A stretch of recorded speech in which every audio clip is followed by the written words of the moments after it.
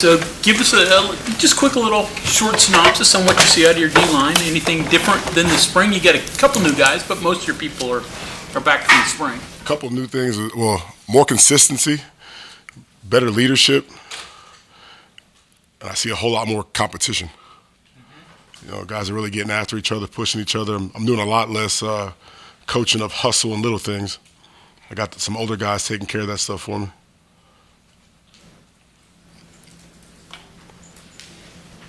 Give us, your thoughts on especially Dante and, how he's looked so far.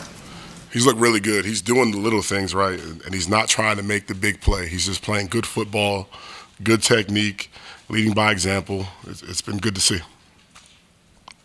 Elijah, same thing. Excuse me? Elijah, same thing with defensive ends. What do you see there? Yeah, the same thing. I mean, Taj he's the older guy in the room. He's going into his 6 years. So, again, he kind of knows what I'm looking for. He knows the expectation. He's been through training camp. So he's doing a good job of getting those guys to be on his level. How's that going at your second or your third level? Neil was talking about trying to build the 3D different spots. How's the competition been there? It's going good. It's keeping me up at night because I got to figure out how to get all these guys in the game. So, again, hopefully it's like hockey subs where you see 3 and 4 guys rolling in at a time. Do you have an idea of how many snaps you'd like to see from like a second line, a third line, what you'd like to not necessarily limit, but have your first line have to do in a game?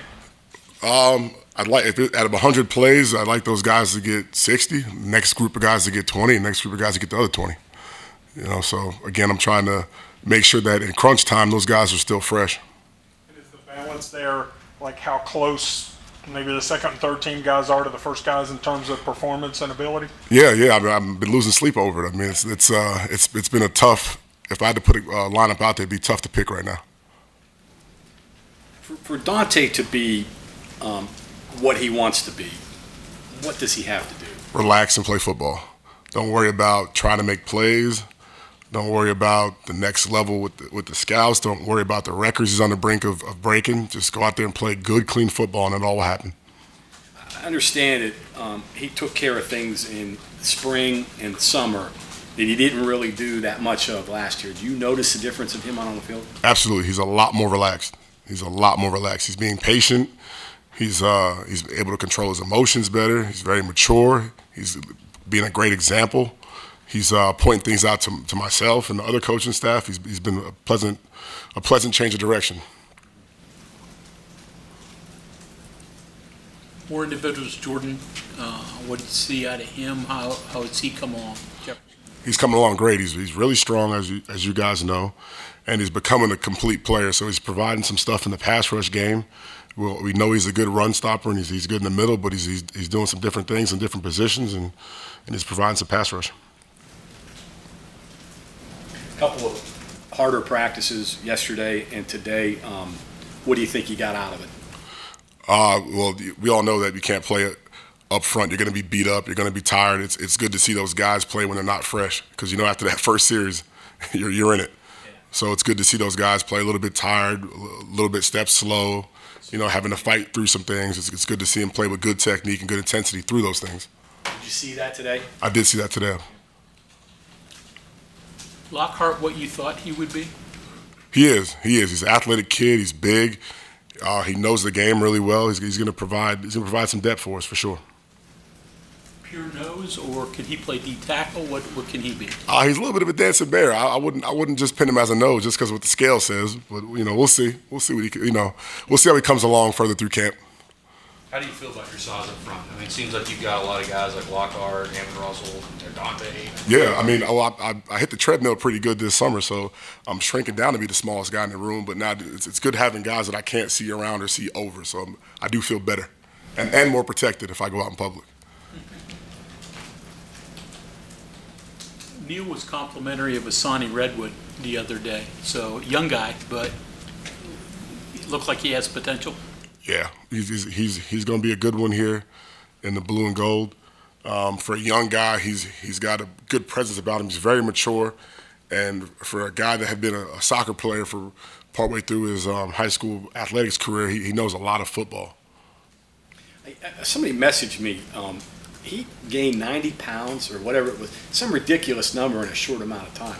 Is he carrying the weight well? He's carrying it well. He's carrying it well. I wish I could do the same. He's, I mean, he's 290 plus now. What is he, like 280? He's almost tipping 290 now, and he looks good. And he's got really great feet. He's a physical specimen. I was to say for 290, he probably moves like a guy who's much smaller than that, right? Yeah. Oh yeah. He's got great feet. He's got great agility. He's quick. He's fast. Have you ever had anything like that in your career where you had a guy get that big that fast? And No, not that I can recall. Not that I can recall. AJ, what was last season like with Ed, and then just being through it once again to repeat it again? How much of a difference do you see now? With Eddie V? Eddie V is more confident in asking questions. He's picked up on some of the football jargon. As you know, English being the second language, and there's a lot of verbiage in football now. I think he's understanding the game a lot better. He's playing a lot faster, having to think a lot less trying to diagnose what the signal was from the sideline, what the verbiage was. He's able to put it all together and play a little faster now. Physically, it's all there for him too, right? Does it take a guy like that a long time to figure out that if he just trusts the tools? Because I just wonder how much he knows about the sport. You know, if he's trying to figure out what you're saying as opposed to what to do. But like, maybe did he undersell his physical gifts a little bit? No, I don't think he undersold himself because he's a very confident kid and he's a very mature kid. I just think that he just needs to relax and kind of go what's natural to him. But again, I think it was more of a language barrier and a jargon barrier than it was anything physical. As a coach, do you have to teach yourself to coach a guy like that differently? You're talking about Redwood, that's a learning curve, right? Eddie's probably a little bit different too. Do you have to handle guys differently when they have just such diverse backgrounds like that? Absolutely. I mean, some guys are walk-through guys, some guys are draw on the board guys, some guys are watch it on tape. Some guys have seen my older guys go through drills, which is good about having Dante and Taj around. They're really good in the drill work and they play with good technique. So got to cover all your bases from a learning style standpoint, especially having a room with as many guys as I have in general anyway. So to be clear, your sleepless nights are over 4, 5, and 6, 7, and 8, not 1, 2, and 3, right? That's a Neil Brown question, but sort of. Yeah. The backups. That's Yeah. trying to work those guys in. For sure. Say if you were sleepless over 1, 2, 3, that would be. I'd be sleeping in the building. So how many do you think you have that can play? On 9. Saturdays? 9. Yep. 9 to 10. That sounds like a lot deeper than last year, is it? It is. It is, and it's a testament to the way these guys have been working. Not afraid to be coached. I think that's the biggest thing, and being able to relax under pressure so far. I know you've been trying to add strength and a little bit of weight to your guys. What's the real difference between a guy playing at 270 versus 290?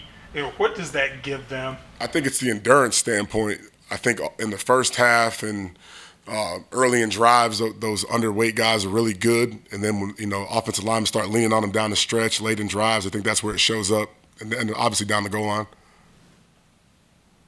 You talk about teaching guys differently. Some guys need to do this, that, and the other thing. Do you have time to do that? To get through individually to each person? Absolutely. It starts off in walkthroughs and meetings, and you touch on them all different ways from before you get on the practice field and all the way through the practice. So some guys that might click for in the meeting, some will click for in walkthrough, some guys that might click for after the first team period. But you're touching them all different ways they need to be focused on. So. What's the most common thread between all the guys? I mean, some guys obviously are good pass rushers, some guys are strong. What's the most common thread that you have to meet up? My group is super competitive. From whether we're having a spelling bee in my meeting room or doing quiz bowl or where we're running races, I mean, nobody likes to lose. You have spelling bees? Oh yeah, we play Are You Smarter Than a Fifth Grader all the time. See all those counties up in New York. You just have them spell those counties. No those doubt. names up there. No doubt. I struggle too. AJ, 2 more individuals, Sean Martin and Zyke Lawton. Where are they? They're doing really well. I mean, Sean is taken off. He's really confident. I think he understands how big he is and how strong he is. And Zyke's been a good change of pace. He's a quick, athletic guy, but he's also brought another guy that could talk about West Virginia, the state, West Virginia, and what the fan base means to this program. He's a kid that's grown up and heard about the Pitt rivalry. So again, it's another way to connect my guys back to the state, which has been great. Sean, he was a DN last year. Still there, or is he playing more D tackle now, or what's he doing? He's gonna play everywhere. I mean, he's 6'6", 290 plus now. I could put him anywhere we need to blow, really. You know, depending on the matchups or depending on the game week or where we're at with injuries, Sean can play all over the place. Kind of your Swiss Army knife? Yes. How many of those you got? I would say 3 to 4. Who are the other ones?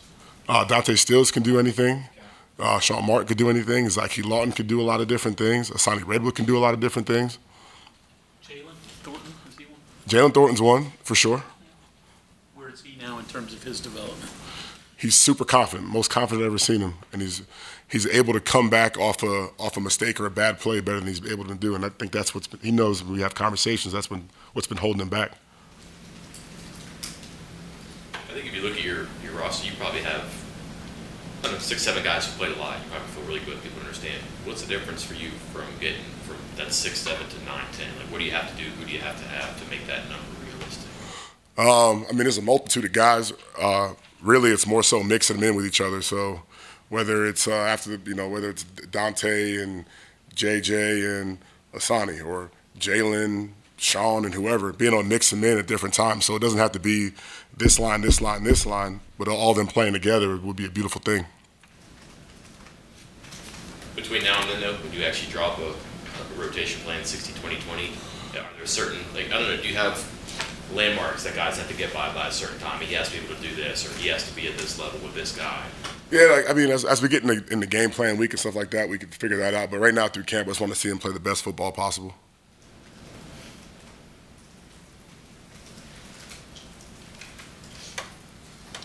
Anything else for Coach?